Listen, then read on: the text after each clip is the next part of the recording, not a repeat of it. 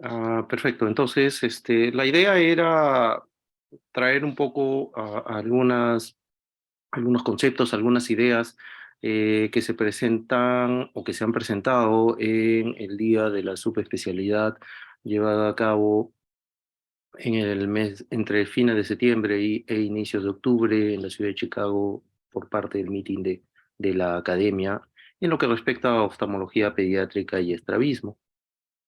Fue todo un día de bastante información, muy variada, que tocó diversos tópicos como estrabismo, retina pediátrica, uvea, y algunos conceptos específicos o secciones específicas en puntos importantes actualmente, como es el manejo de la ambliopía, ah, el control de la progresión de la miopía, entre otros. Entonces, por cuestiones de tiempo, obviamente, y a mi consideración, he tratado de traer algunos puntos relevantes en estos 8 tópicos o secciones. En la primera parte, lo que los organizadores comentaron como los intocables, eh, hubo, fue toda una presentación de muchos minutos, más de alrededor de hora y media, si mal no recuerdo, ¿ok? En las cuales tocaron diversos tópicos de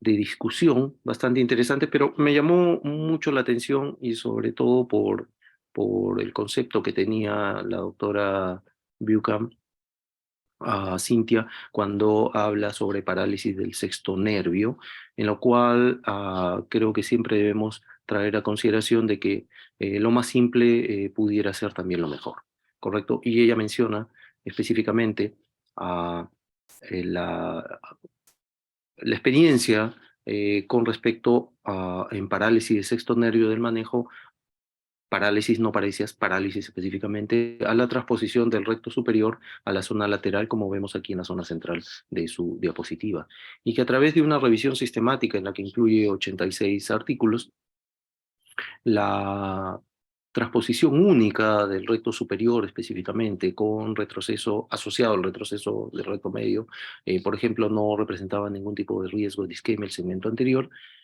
y que tenía similares resultados al comparar esta única transposición del músculo vertical con la transposición clásica de ambos rectos verticales.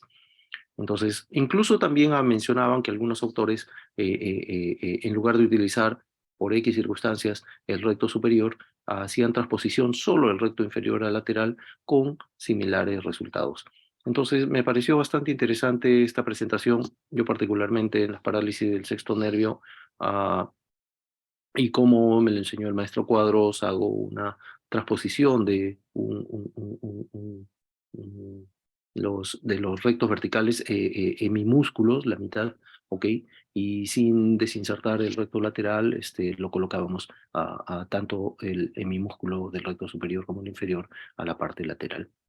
Pero esto es bastante simple y aparentemente, según los resultados, comparables como cuando se toca ambos músculos verticales. Mucho más simple, mucho más rápido también de hacer, ¿ok? Entonces yo creo que esta consideración de este primer punto es bastante importante. Posteriormente, en la segunda parte, en las clásicas ya lecturas, en este caso de Leonard Abt, el doctor Luder habla de múltiples o de diversas entidades que él, recibiendo de diversos colegas, profesores, y a lo largo de su carrera, de su experiencia, ha podido ir acumulando. Pero de todos ellos, me llamó la atención dos situaciones. Uno, la clásica estenosis, la dacroestenosis congénita, ¿no? Muy amiga nuestra, lo vemos muy frecuentemente y que muchas veces ingresamos a, a realizarles como primera pauta un sondaje de la vía lagrimal. pero que a veces nos damos con la sorpresa que aparentemente se hizo todo ok, pero resulta que luego en el tiempo fracasa. Entonces, él considera a lo largo de su experiencia de incorporar la endoscopía nasal como parte de esa primera intervención, incluso en un primer sondaje. Y que él se da con la sorpresa que encuentra asociado a estos fracasos de sondaje en un 15 a 44% la presencia de quistes. El mayor porcentaje, el 44%, lo asocia en aquellos a sospechar, sobre todo en aquellos bebés, niños, que tienen una obstrucción bastante marcada, que hay deterioro o compromiso de los bordes de la piel del párpado, del ángulo, que hay presencia de secreciones de manera importante y incluso pueden ir asociados a también un componente de tipo respiratorio. Entonces, sí, es una idea bastante válida. Usualmente la endoscopía nasal, particularmente, yo ingreso en una segunda instancia, en un segundo sondaje para dejarle la sonda de silicona, la sonda de intubación, ingreso con un otorrino, pero ellos lo hacen de manera primaria y sin participación del otorrino inicialmente. Básicamente es encontrar, tener el equipamiento que ven ahí en la parte superior derecha, relativamente simple, ¿ok? Y saber la ubicación del cornete inferior. Y bueno, pues se dio con estas sorpresas. Y lo segundo es lo dificultoso, lo difícil que es diferenciar cuando estamos en alguna situación retinal para diferenciar una patología muy agresiva como es retinoblastoma versus una entidad relativamente menos frecuente como es el COATS. Muchas veces, por este temor, obviamente, de la agresividad del retinoblastoma se han extirpado o se han enucleado globos oculares manejándose con diversos tipos, diríamos, de aproximaciones, ecografías, tomografías, etcétera, y resultaban que algunos de ellos eran COATs, pero probablemente lo justificaban diciendo que si hubiera sido un retinoblastoma lo hubiéramos llevado a un riesgo incluso de vida. Entonces presenta, y esto si hay alguien que maneja más esta situación de retinoblastoma, tal vez luego nos lo pueda ampliar, en el que ellos le hacen una resonancia magnética, ¿ok? Con difusión ampliada y sacan lo que ellos denominan un coeficiente de difusión aparente. Y al parecer, este coeficiente, el ADC, que por sus siglas en inglés, resulta que es consistentemente 3 veces mayor en los casos de COATS frente a los retinoblastomas. Entonces, yo creo que este es un punto, un hallazgo más o menos importante o a tener en consideración, sobre todo cuando uno tiene una duda si estamos frente a una patología muy agresiva, como les mencioné, como es el retinoblastoma, o una patología que también es invalidante, es a veces muy difícil de manejar, como es el COATS, pero obviamente no tan agresiva que ponga en riesgo la vida como el primero. Pasando ya al tercer punto o a la tercera sección, en lo que hay la aproximación de nuevas tecnologías en lo que se refiere al tratamiento de la ambliopía y a, la, a la tecnología en lo que respecta al tamizaje de agudeza visual, la doctora Haidari nos menciona específicamente estudios relacionados con el smartphones. No hace hincapié en los iPads ni otros dispositivos visuales similares, básicamente con los smartphones, ¿no? Y los aplicativos, sobre todo en estos años de pandemia y en los primeros meses, si no años, par de años, de en muchos lugares tener un confinamiento y una manera de hacer un seguimiento de la agudeza visual era a través de estos aplicativos. En los diversos estudios, si bien es cierto, estos son escasos, estos estudios de validación, pero parecieran demostrar una buena correlación con el estándar que se realiza en el consultorio. Ella sugiere que una buena aplicación para un tamizaje adecuado de la agudeza visual idealmente debe estar validada, debe darnos con exactitud los niveles de agudeza visual que correspondan al paciente siendo examinado, que deba ser reproducible a través de ya sea el uso por parte de pacientes o un personal de salud no oftalmólogo, así como su facilidad de uso, idealmente gratuito o de muy bajo costo, que esté disponible en diferentes plataformas. Y mencionó específicamente dos de ellos. El iHandbook, que muchos de ustedes conocen, lo deben tener en los celulares, ah, y el Peak Acuity, que es por el momento solo para Android y me parece que es con un cierto pago. Las ventajas tal vez de Peak Acuity es que puede ser, a diferencia del que presenta iHandbook, es que es hecho a una distancia media entre 2 y 3 metros aproximadamente y está basado en una letra E, de tal manera que puede ser utilizado o ha sido evaluado también, validado en niños y adultos. Y a diferencia de lo que se presenta en iHandbook, que es solo para cerca.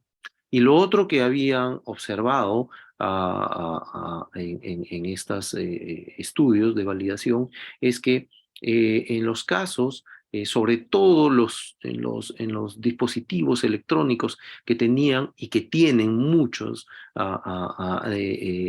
pantallas de alta resolución, asociados, por ejemplo, ella menciona la cartilla que presenta iHandbook de una sobreestimación de la agudeza visual.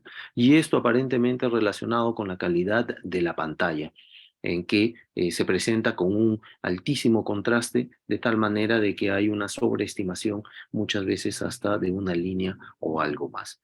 Pero igual la tecnología sigue evolucionando. Hasta hace 3 años, difícil considerar hacer evaluaciones a distancia con estos tipos de aplicativos tecnológicos y bueno, están aquí yo creo que también para quedarse. Habría que estar atentos en todo caso a lo que se viene desarrollando y a lo que se nos pueda presentar en los próximos meses o años.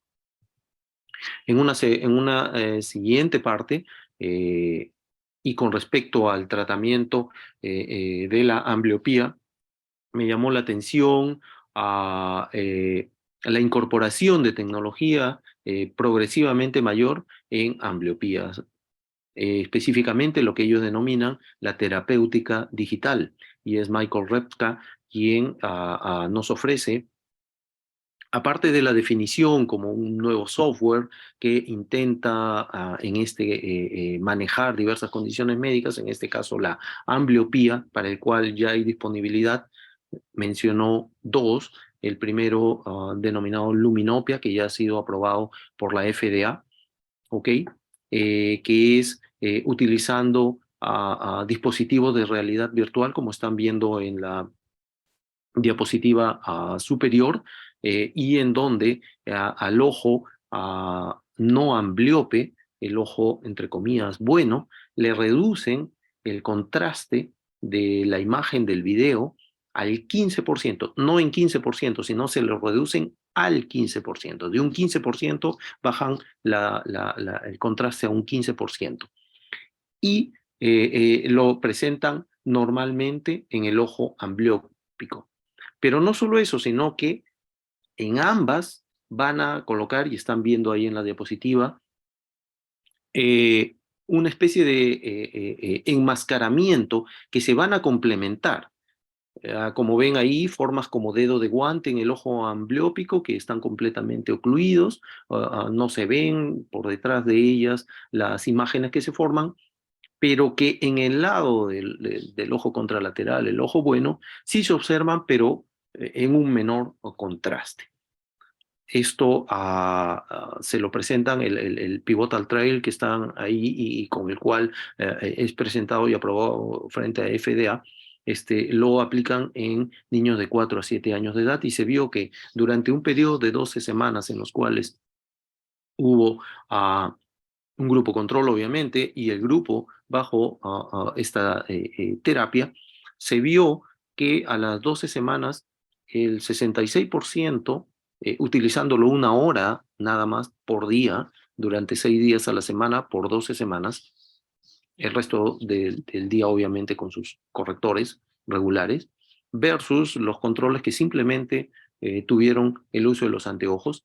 Se observó que el 66% a las 12 semanas de los que utilizaron esta terapia mejoraron más de 2 líneas, mientras que en los controles solo el 33% logró mejorar más de 2 líneas, lo que hacía una diferencia significativa.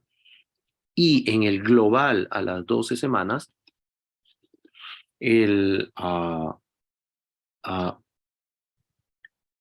habían mejorado en el global 1.8, habían mejorado 1.8 líneas el grupo de tratamiento versus 0.8 líneas que había mejorado el grupo control, también siendo una diferencia significativa.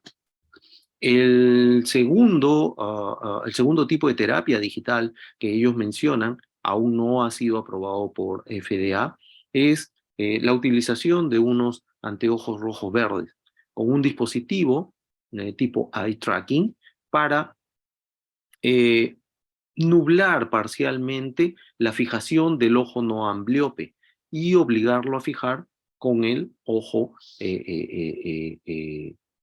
ambliope. Esto, como les menciono, aún no ha sido aprobado por FDA, pero obviamente se está a la espera. Los resultados preliminares son promisorios y están a la espera del resultado de la aprobación por parte de la FDA. Un cuestionamiento que se hace a ambas es el acceso a este tipo de tecnología, sobre todo en países pobres, en países en vías de desarrollo, con poco acceso. Mm, Y lo segundo es el costo que tendría. No especificó todavía ello.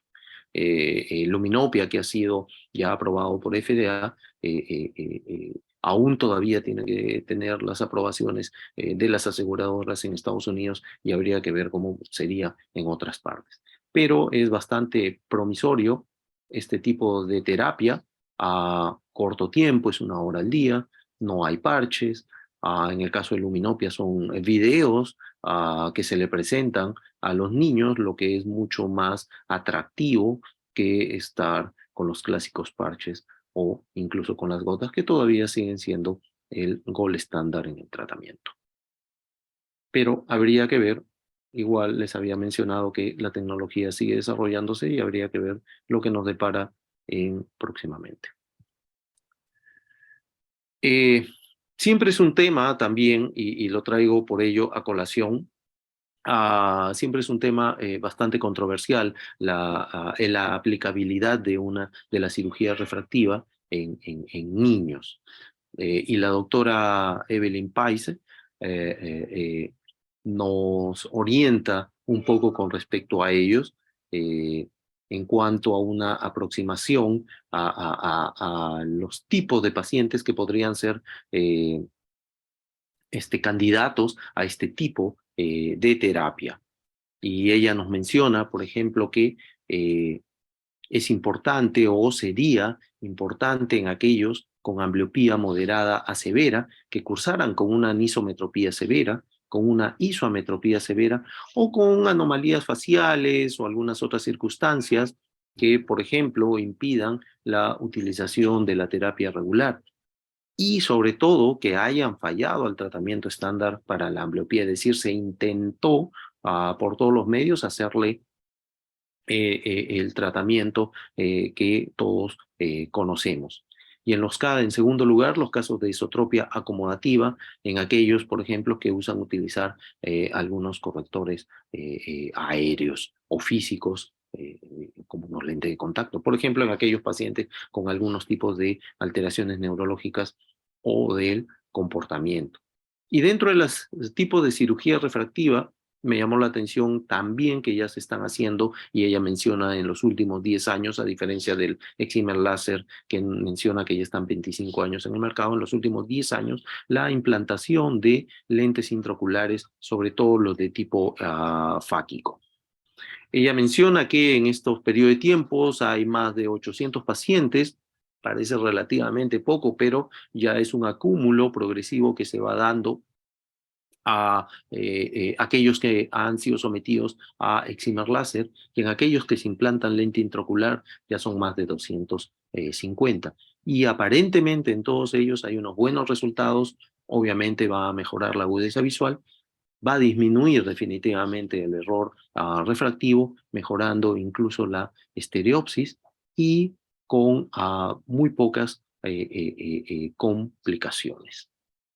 Entonces, presenta también una serie de pacientes, algunos de ellos con parálisis cerebral, en los cuales, con miopías muy elevadas, en los cuales se ve su comportamiento previo y el posterior a través de videos posteriores a estos tipos de cirugías refractivas.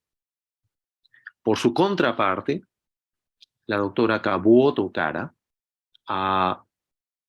nos hace notar con respecto a las limitaciones que hay actualmente aún en el caso de la cirugía refractiva con respecto al manejo de la ambliopía.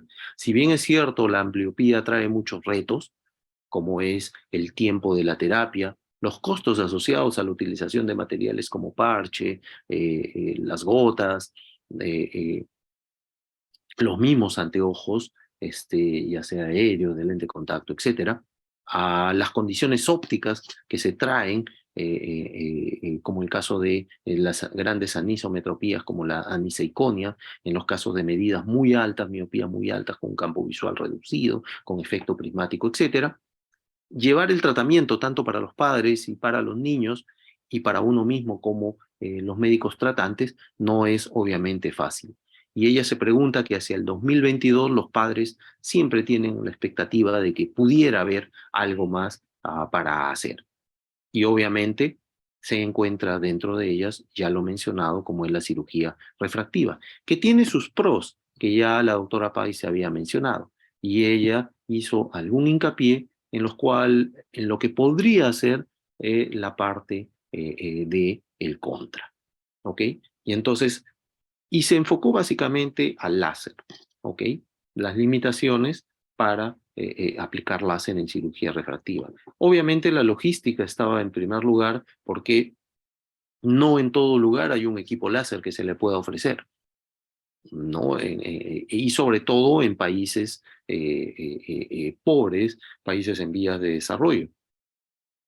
Si la afectación que le hacemos a la superficie del globo ocular, en este caso reduciendo la anisometropía, reduciendo las medidas, va a ser suficiente y única condición para mejorar la ambliopía, o hay otras circunstancias asociadas a ello. La seguridad con respecto primero a la anestesia. Muchos niños va a tener que ser una anestesia general. Y lo segundo, en cuanto a seguridad, también yendo un poco a la parte legal, este tipo de terapia es off-label, no ha sido aprobado aún por organismos tipo FDA. En la parte económica, obviamente, cuánto cuesta un procedimiento de este tipo, ¿no? Ella en Estados Unidos lo colocaba en varios miles de dólares, ¿ok? Frente a las decenas de dólares que pudiera generarse con los parches, por ejemplo. Y la condición de regresión, la condición de que muchas veces, y eso también lo vemos en los adultos y sobre todo en los hipermétropes, en el que en el tiempo pudiera haber una regresión. Y no se sabe, como muchas cosas, en el largo plazo, qué es lo que pudiera sugerir. Entonces, como les había mencionado antes de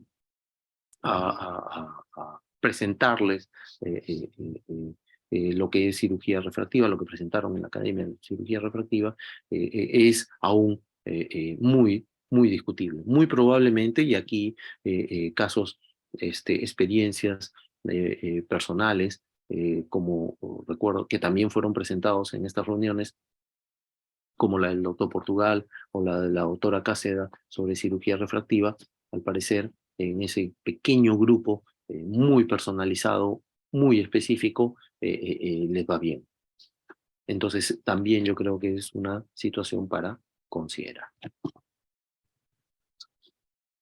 Otro gran rubro y sobre todo, y más aún, que se había visto en estos años tanto de confinamiento y de una explosión tremenda, sobre todo de exposición en los niños por temas educativos y también de entretenerlos estando tantos meses confinados, es fuera que ya teníamos ya una epidemia acerca de la progresión de la miopía.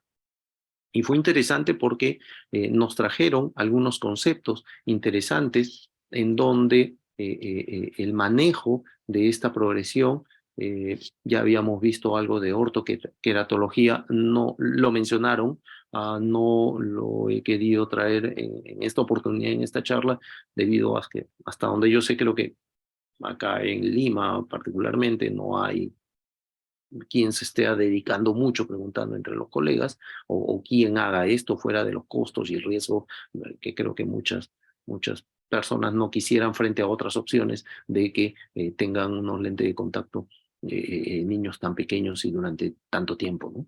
Entonces, opciones que se están validando y que están habiendo y desarrollándose, ¿ok? Como el DIMS, el HAL y el DOT, que vamos a mencionar posteriormente, ¿ok?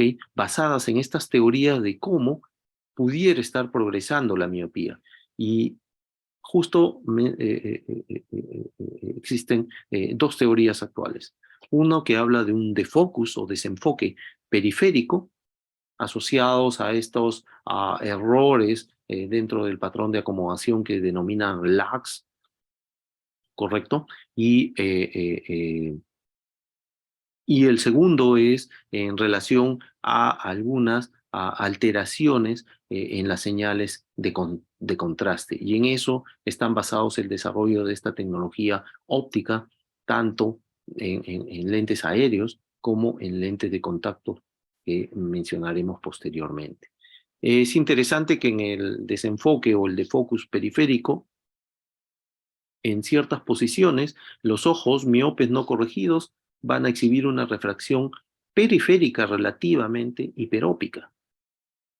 Y en los grandes cambios, estos grandes cambios, en aquellos que tienen estos grandes cambios en estos desenfoques periféricos, estaría influyendo el crecimiento axial en los modelos animales. Entonces, y sobre todo se ha visto que en los trabajos de cerca, este desenfoque o este blur, este nublamiento de la retina de tipo hiperópico, asociado a un alto lag de acomodación, va a acelerar la elongación axial. El lag les había mencionado que era una especie de error dentro de ese patrón de acomodación en relación al enfoque. Es más o menos como que cuando uno trabaja de cerca, uno enfoca cierto objeto, estímulo, ¿correcto? Y lo ve de manera adecuada. Pero en realidad, cuando hacen los estudios de la posición del ojo y su capacidad acomodativa en ese momento, en realidad, aparentemente el enfoque se encuentra del ojo, se encuentra por detrás de ese estímulo. Entonces, esto es lo que llevaría a que cuando, a pesar de la corrección, y estamos viendo aquí en las imágenes, que se haría en la parte de los miopes, sabemos que la imagen, el ojo es grande, la imagen se va a formar por delante de la retina, pero hacia la periferia, más bien las imágenes se están formando por detrás del globo ocular. Cuando corregimos la imagen con las lentes negativas, se va a formar de manera precisa a nivel de la mácula, la imagen que deseamos, ¿correcto? Pero eso implica que este desenfoque hiperópico que está en la periferia se incremente. Y esto conduciría a que sea un estímulo para que se siga produciendo el crecimiento del ojo. Entonces, la idea de estos múltiples, de estos varios, no son múltiples, de estos varios sistemas nuevos ópticos, es tratar de reducir ese desenfoque periférico a través de estos sistemas de DIMS, HALT y DOT. Los dos primeros, DIMS y HALT, sí ya están en uso. El primero me parece que en Canadá, Japón, Europa. El segundo, HALT, está es el de Francia, del grupo Essilor, y también me parece en Asia. Y el DOT todavía es es un sistema de un startup que está siendo validado y conducido últimamente y que pareciera ser bastante prometedor. En cuanto al segundo punto, en las señales de contraste ya están asociados con los genes, el locus del gen de la miopía, en el cual aparentemente va a haber un defecto en la conexión de los genes con opsinas, perdón, opinas, salió ahí, opsinas, que sugieren que estas señales de contraste pudieran jugar un rol en el desarrollo y progresión de la miopía. Entonces, al reducir ese contraste de las imágenes de la retina, también se reduciría la progresión de la retina, de la miopía, perdón. Entonces, la doctora Rupa Wong ella, la motivación en estudiar y aplicar esto a través de diversos protocolos, etcétera, es porque en su familia son muy miopes y sus dos hijos, de 8 y 10 años, si mal no recuerdo, ya tenían una miopía bastante importante. Es que ella está interesada también personalmente, adicional al interés como profesional, en, en la aplicabilidad de estos tipos de dispositivos. Y nos hace un recordar de aquellos factores asociados a una elongación axial, como es el desenfoque hiperópico periférico que ya les habíamos mencionado, pero también menciona los estilos de vida, el entorno ambiental, es decir, en aquellos ah, ah, ah, ah, ah, ah, personas que están con muchas actividades al aire libre versus aquellos que están como en la época de confinamientos entre cuatro paredes. También el trabajo de cerca, ya les habíamos mencionado la razón previamente, en las que el tiempo, la distancia de trabajo son importantes. La luz ambiental en las actividades al aire libre que uno pueda recibir. La historia familiar de miopía también es importante. Y menciona por último de que hay fibras esclerales. Las fibras esclerales de los ojos miopes son distintos a los de los ojos, entre comillas, no miopes, diríamos, o normales. Entonces, ella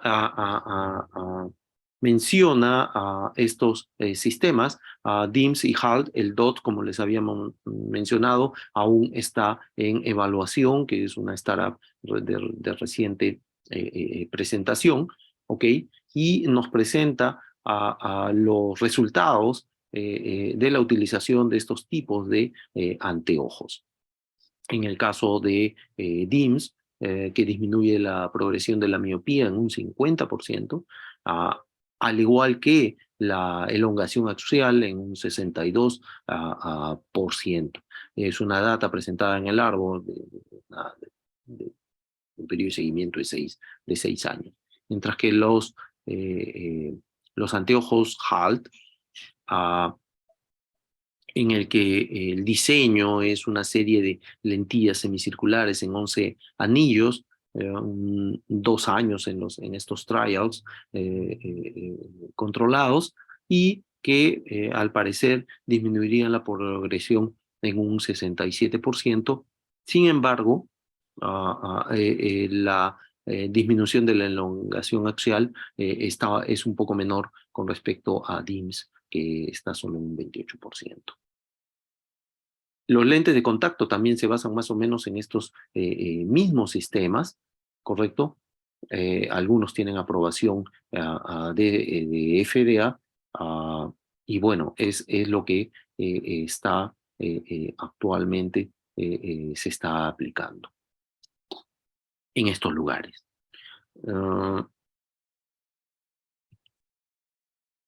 Posteriormente, el doctor Ticho Benjamín nos hace un recuerdo sobre el uso de la atropina en la miopía y que muchos de nosotros venimos evaluando con un éxito, yo diría, bastante importante frente a años previos que no teníamos opciones, excepto el cambiarle los anteojos. Entonces nos hace recordar en una serie de antecedentes cómo se inicia el Atom 1, el Atom 2, ¿ok? Que en los cuales, en el Atom 1 del 2006, por ejemplo, se utiliza la atropina al 1% versus el placebo y se vio cómo había una reducción en la progresión de la miopía versus el placebo. Y al reducir las concentraciones en el Atom 2 del 2014, se observó con mucho beneplácito, diría, que la menor concentración del 0,01 era bastante efectiva y que a comparación de las concentraciones mayores se mantenía al parecer con un mejor efecto en el tiempo. Sin embargo, al hacer la comparación entre las diferentes dosis, se vio que a mayor dosis de la utilización de la atropina iba a haber un mejor control, que es el estudio a posterior LAMP que se dio. No se sabe hasta ahora el mecanismo de acción, pero al parecer es de tipo no acomodativo. También menciona de que hay un grupo, casi un 10%, que no responden al tratamiento. No se sabe también cuál es el motivo por el cual ocurre esto. Probablemente familias haber empezado muy pequeño, la miopía, tener familia en donde la miopía es muy alta o hay muchas personas, familias con miopía, y que también hay hasta un 25% se espera, es decir, de cada 4 en tratamiento, 1 va a tener un efecto rebote, es decir, va a reaparecer la miopía post suspensión. Entonces, en aquellos pacientes que durante tiempos prolongados han venido recibiendo este tratamiento, hay que estar muy al pendiente ante una posibilidad de este efecto rebote y decirle también a los familiares. Entonces, lo que me pareció interesante al final fue eh, la mención de una especie de protocolo para el uso de atropina a bajas dosis, ¿no? Que sugiere iniciar una dosis de 0,05 en niños pequeños, entre 4 y 7 años, sobre todo con antecedentes de historia familiar. O sea, entrar agresivamente en aquellos niños donde vemos en la consulta. Si es que consideramos iniciar a 0,01%, cambiarlo a una concentración mayor como el 0,05 o más, incluso si es que observamos una rápida progresión. Entonces, no esperar, iniciamos 0,01 y esperamos 6 meses y vamos a ver, no, probablemente en 2 o 3 meses volverlos a reevaluar. Y si es que todavía sigue un ritmo elevado de avance, cambiar a una concentración mayor. Y obviamente eso explicarle a los padres. En niños mayores, al contrario, más bien, recomiendo usar una menor concentración. Y la duda, el cuestionamiento venía a hacer en relación a algunos estudios que están sugiriendo que pudiera haber incluso diferencias raciales, sobre todo en caucásicos, que podrían ser más sensibles a la medicación. Y considerar menos frecuencia de 2 o 3 veces por semana, pero usando una mayor concentración. En lugar de utilizar 0,01 todos los días, utilizar 0,05, por ejemplo, interdiario. Sin embargo, aquí viene la situación de que a veces uno Ah, esto particularmente, lo que estaba pensando en esta última sugerencia era que podría olvidársele, ¿no? Me lo eché, no me lo eché, sí mamá, ya me lo eché, y entonces se podría perder continuidad. A diferencia de si se aplica y se hace como una especie de rutina diaria, ¿no? Pero bueno, esas son las opciones o las sugerencias como dentro de un protocolo actual para el uso de la atropina por parte del doctor Ticho. Y luego ya saliendo de estos temas de manejo de ambliopía, manejo de miopía, pasamos a un grupo más o menos grande de 10 o 12 colegas, profesores, que hablaban acerca de algunos tips para los oftalmólogos pediatras.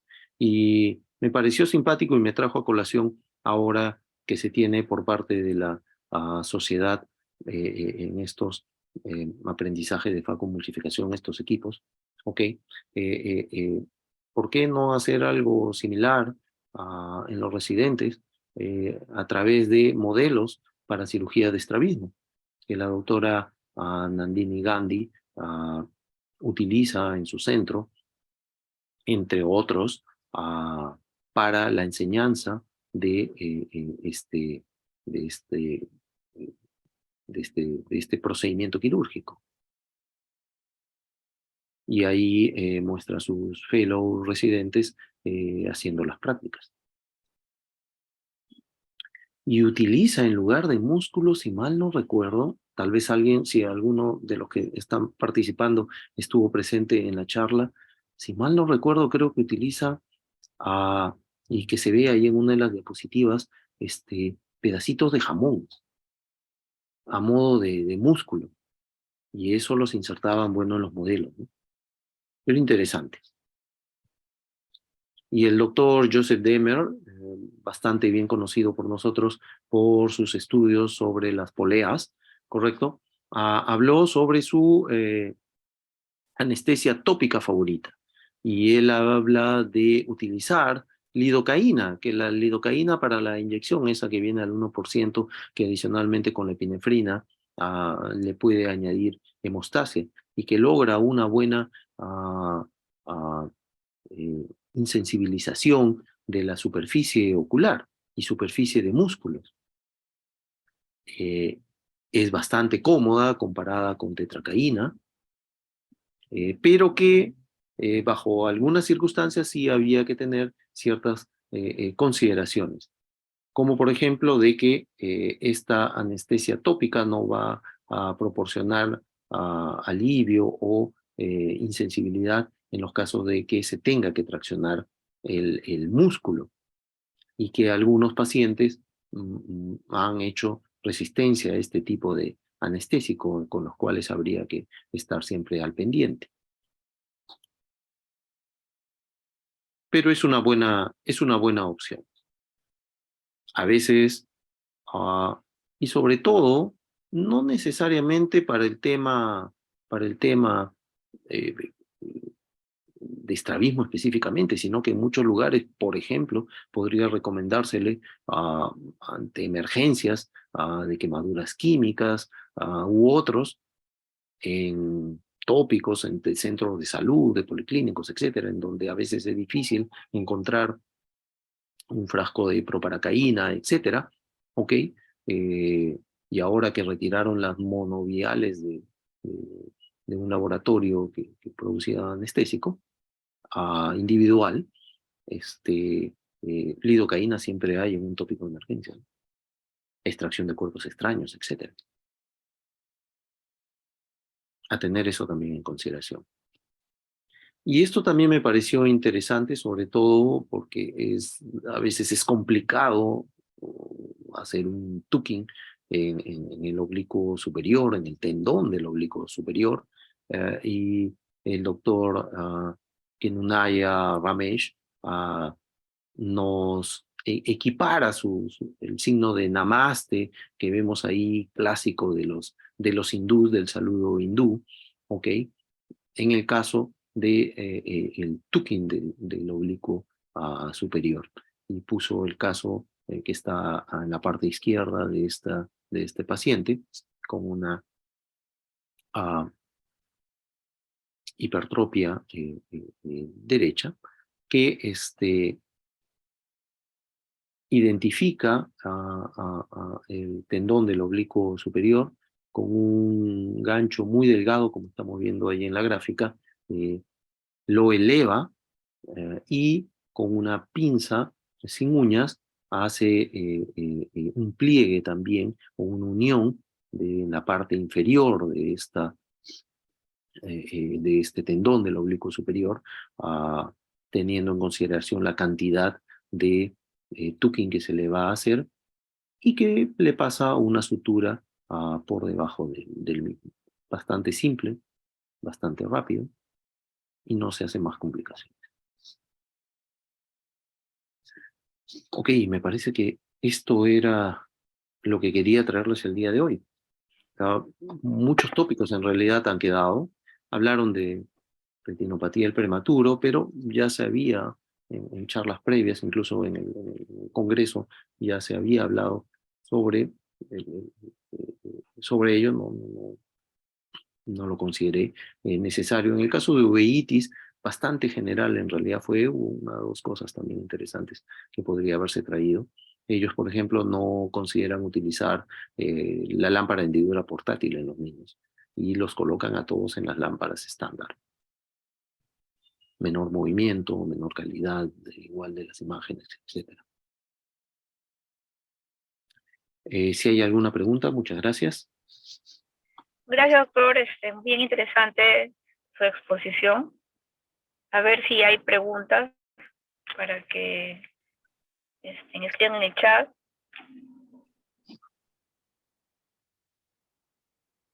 ¿Alguno de los presentes ha estado presente en el Congreso? Tal vez tengan algún aporte, ¿no? De alguna otra charla que no se ha mencionado.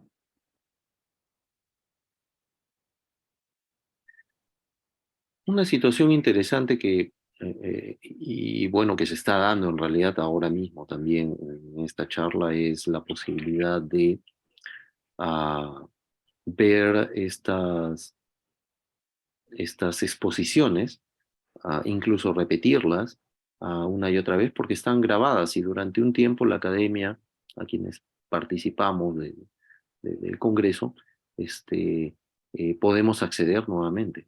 Ay, qué Es una bueno. buena manera. Anteriormente, hasta hace años, ¿cuánto? 3, 4 años no se grababan y lo No se poquito que graba. uno podía tener, ¿no? A veces le quedaba la duda o un par de términos podían cambiar todo el concepto, ¿no?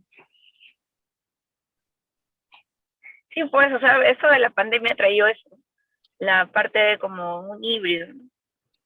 En el Así que es. queda también para poder escuchar de nuevo, ¿no? Acá el doctor Solón, aparte de felicitar todo esto, doctor, está, bueno, mencionando pues que el 1% de los retinoblastomas son del tipo infiltrante difuso, que se puede confundir con la enfermedad de Coax. Y en esos casos, pues es importante el fondo de ojo, pues tanto la ecografía, la tomografía y la resonancia pueden no ser concluyentes. Perfecto. La doctora Zamora también le está felicitando. En realidad todos yo creo que están agradecidos porque la presentación ha estado muy interesante. Acá la doctora Zamora está preguntando a partir de qué edad están realizando la cirugía refractiva. En láser no lo menciona, el promedio que la doctora había considerado es promedio, vuelvo a repetir, 11, 12 años de edad.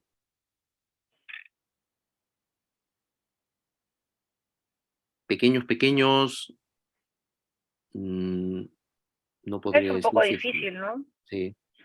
Y lo segundo es por También, la anestesia y ubicar el centro. Tal vez para lentes intraoculares podría ser más pequeño, ¿no? Pero ¿quién se arriesga a colocar también en un pequeñín, un ICL, por ejemplo? Es por eso que es muy discutible eso. sí, pues. Acá la Es que doctora me preguntaba por los líos, pero creo que el ya doctor dijo. Portugal es en adolescente, no tan pequeños. Me parece que el más pequeño fue de 9 años, si mal no recuerdo, Es que con es el doctor difícil Portugal. encontrar el centro. Al final, por hacer un bien, hacemos un mal. Así es, Sí. Y aparte la anestesia general no ayuda tanto, ¿no? exacto. Salvo que, no sé, haya algún método para centrarlo antes de dormirlo, ¿no? Pero en la profundidad de la anestesia, hay muchos doctores, ¿no? Muy difícil. Sí, sí, es complicado. Es por eso que es poco. Son, ¿cuánto? 25 años y 800 casos. Mm. Bueno, de lo que la doctora ¿Algu- pudo revisar, ¿no? ¿Alguna otra pregunta?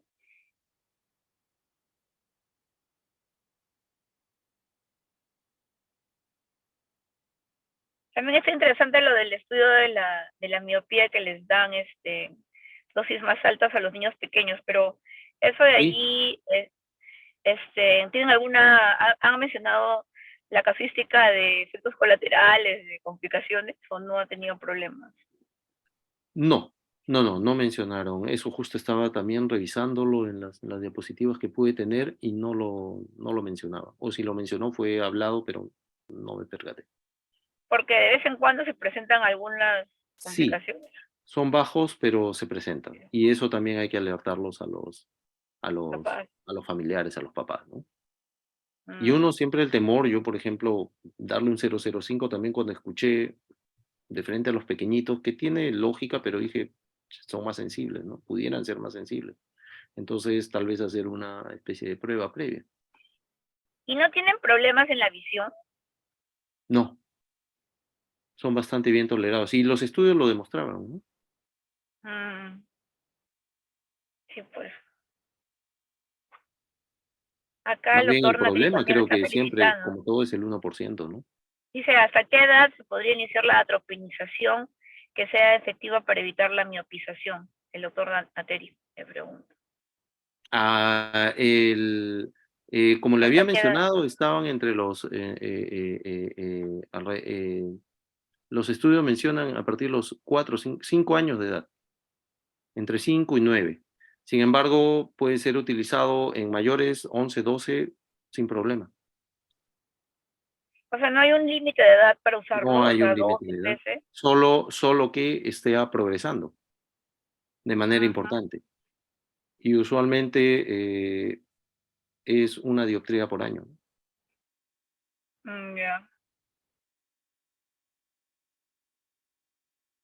¿Y usted usa, doctor, en su Sí, práctica? al 001 hasta ahora no he tenido, no es que sean decenas o miles, ¿no? Pero en los que he aplicado eh, me están yendo bien. Recién, sí, recién hace unas 2 o 3 semanas me has hecho acordar, recién a uno he hecho un switch de cambiarle al 005, porque uno de los ojos aumentó en 6 meses 0,75 a pesar de, el otro ojo sí se había quedado, ok, pero es el ojo de mayor miopía también. Ujú. Entonces ahí la duda era poner 0,05 en un ojo y 0,01 en el otro, pero ya se complicaba más, ¿sabes qué? A los dos, a ver, y vamos a ver cómo va. Pero eso sí, los padres tienen que estar muy conscientes del tiempo que tienen que tener en terapia, que por lo Doctor, menos la mayoría es un ¿y año. usted les hace como un consentimiento informado antes de darle las ¿Es una gotitas? buena idea? No, no, pero deberíamos hacerlo. Claro, Yo porque creo que si sí. pasa algo, Sí, es cierto, deberíamos. No sé si el resto o quienes estén aplicando lo están haciendo. No, hasta ahora, y mira que los americanos se cuidan mucho de eso, no hablan de consentimiento, pero sí, pues, porque es una droga preparada,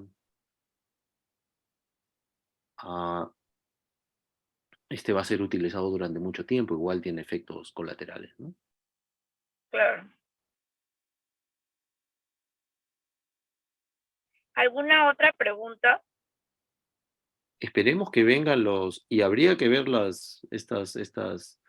posibilidad de utilizar estos anteojos, ¿no? Ah, no, eso sería Sería ideal, interesante. pero debe ser Así es. caro, ¿no?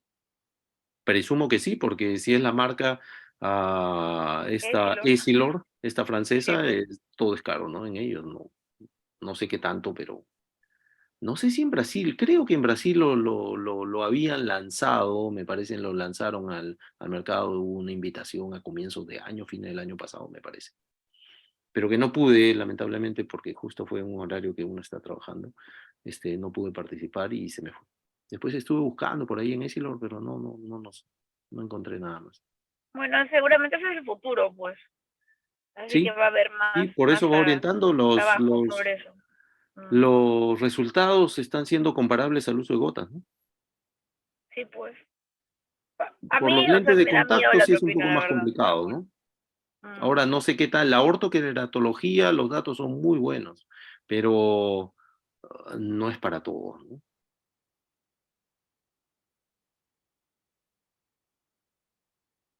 Acá el doctor Nateri dice que Essilor tiene la intención de traerlos al Perú. Ah, sería bueno, Sería un boom. así es.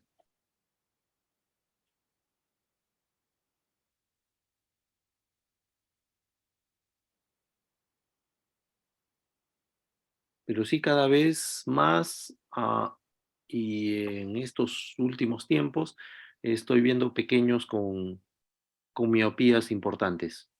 Anteriormente en la consulta, tanto hospital como Parece que la clínica, pandemia ha generado era eso. poco, pero de 4 años, de 5 años, con miopías importantes. No dicen que hay una epidemia de miopía a nivel mundial, sobre todo en países tipo Asia. Sí, llegan en algunos lugares, dicen hasta 90%, Noventa por pero ciento, sí. 90%. Pero de lo que más o menos uno veía en el día a día, definitivamente ha habido un aumento. Ha Sobre aumentado, sí. todo, y yo creo que la pandemia también, el confinamiento El y el confinamiento, hecho de la sí, actividad de cerca, no salir en espacios al aire libre han influido el- en los pequeños, ¿no? Para que veamos más pequeños. sí.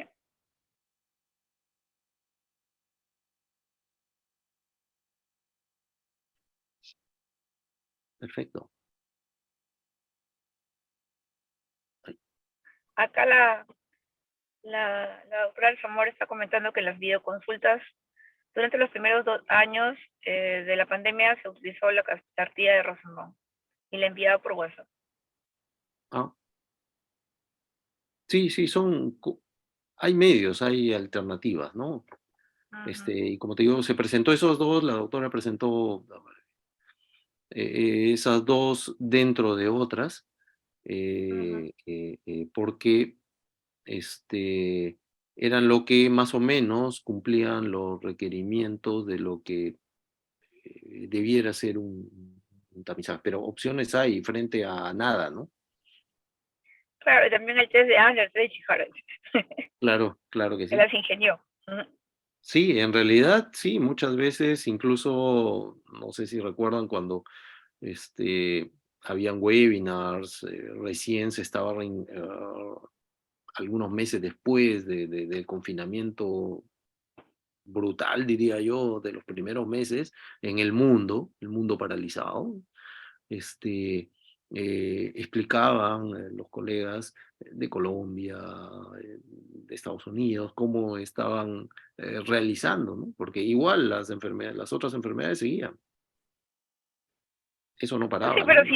si se toman una buena foto a los niños, a los niños, también se han hecho algunos diagnósticos así con fotos. Hasta Ah, de claro, la diferencia del reflejo rojo por la foto. sí, sí, sí. Ahí sí, no vale estas cámaras que eliminaban el reflejo rojo, más bien lo Sí, claro, necesitaban. la doctora Villanueva del Hospital del Niño pues nos ha dado cátedra en cómo hacer diagnóstico este, vía teleconsulta. Ya, Sí. es interesante. Sí, y yo creo en estas situaciones que es una cuestión de ingenio, como Ujú. de iniciativa, como menciona la doctora Alzamora, ¿no? O Claro, sea, la claro. manera de buscársela. No, sí, pues porque tampoco era dejar al paciente sin atención prácticamente Exactamente. o ver la manera. Ujú. Así es. Bueno, creo Perfecto. que culminamos la reunión. Muchas gracias, doctor, dice hasta la motilidad ocular se pudo realizar, claro. Oh, por supuesto. Sí, a veces Claro. ahora por el WhatsApp mandan sus videitos No, los videos, claro. los pacientes Sí, pues, y uno puede ver, ¿no? definitivamente. Bueno, doctor, muchas gracias por su exposición, ¿no? Nos ha actualizado, ya que de los que no hemos podido estar presentes en el meeting, pero ya más o menos tenemos una idea de algunas de las novedades que hubo gracias a su exposición. Y bueno, esperemos que esta es la última sesión del año, porque creo que el próximo mes ya no hay, ¿no? Creo que sí. No sé, creo que sí. Usualmente en Creo que esta es la diciembre. sesión de la última del grupo del año, porque el Mm, próximo mes ya es diciembre, ujú. entonces seguramente reuniremos ya, haremos el aviso, pues, ¿no? Vía nuestros Sí, como para canales de WhatsApp un brindis o correo. pre-navideño, una reunión pre-navideña y Claro, tal de vez, ¿no? despedida del año. Bueno, le llevé las felicitaciones, doctor, así que Gracias. No, está bien felicitado. a ustedes por su participación. Y bueno, concluimos por la sesión. Ya les avisamos si es que va a haber alguna actividad antes de la Navidad para desearnos feliz Navidad. Si no, hasta el día de la oftalmología. Claro que sí. Ya, doctor. Muchísimas gracias. E ir preparando los temas y los trabajitos para el CLADE, para dejar bien Ah, en no, alto claro, la claro que columna. sí. Por favor. Y los Así que es. no se han inscrito, aprovechen todavía que para los residentes, hay una oferta de 2 por 1 que se va a acabar pronto. Es el Y CiberCLADE. sí, 2 por 1. El Mira, ciberclade, está bueno. sí, pues, Cyberclade. el Ciber me sería CyberCLADE. medio raro. Y y los que no se han inscrito y que son asistentes, también aprovechen porque después las tarifas aumentan de precio. Y va a estar Así es. interesante porque ya el programa está casi listo. Va a estar bien, bien interesante. Así que apúntense para que puedan participar. Perfecto. Ya, doctor, muchas gracias. No, gracias a ustedes. Ahí nos vemos. Hasta luego. Hasta Doctor luego. Materi,